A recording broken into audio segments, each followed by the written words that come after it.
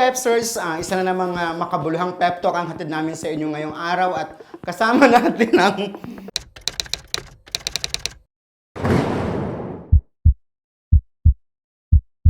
bagong singing sensation. Wow. Hindi ko kinaya yun. Enchong di. Hi, Chong. Good morning. Hello! Hi everyone! Hi Arnel! Hi. Kumusta naman ang bagong singer ngayon?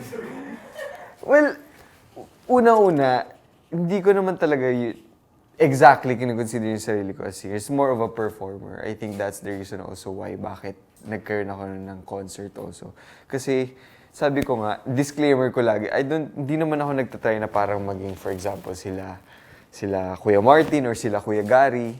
'Di ba? Parang sila talaga yung exactly kung ano ang singer. Pero kami, we want to perform, we want to entertain as much people as we can. So, yun. Pero dahil sinabi mo bagong singer, thank you. Yun. Parang matagal mo ng pangarap atang kumanta talaga. Oo naman, Dati sobra. pa sinabi mo, Matagal sa banyo naman. ka lang kumakanta. Oo.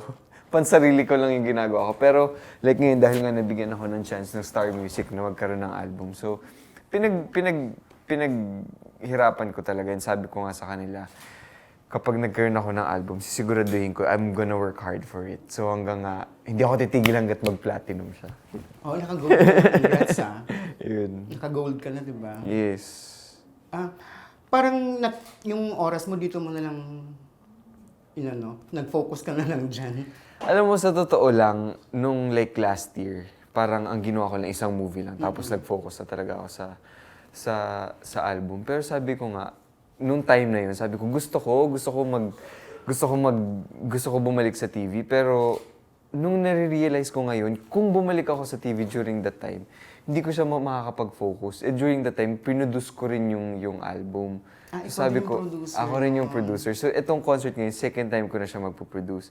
So, ngayon, sobrang swerte ko, nare-realize ko na buti na lang hindi ako nagsusop. Kasi kung nagsusop ako ng time na yun, wala akong time for the album. And now, ngayon, nung plinano ko yung concert, during that time na nagmi-meeting kami for the concert, hindi ko rin inaasahan na nababalik ako sa TV. So ngayon, nagsusunod-sunod naman siya. Nagpapatong-patong naman siya. Kaya ngayon, nung sinabi mo, parang pagod na pagod ka. Oo, pagod na pagod talaga ako dahil sa lahat ng ginagawa ko ngayon.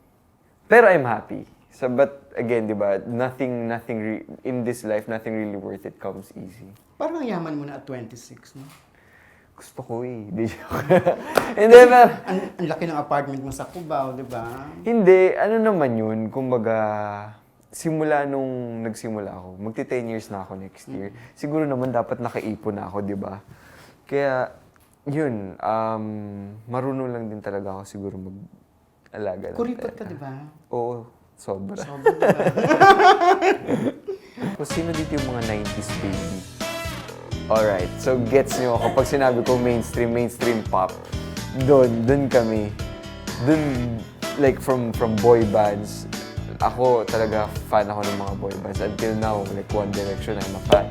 So parang yun yung ipapakita ko, kung ano yung mga influences ko when I was growing up. Kung ano yung mga kanta na gusto kong kantahin now. Tapos, syempre si Michael Jackson.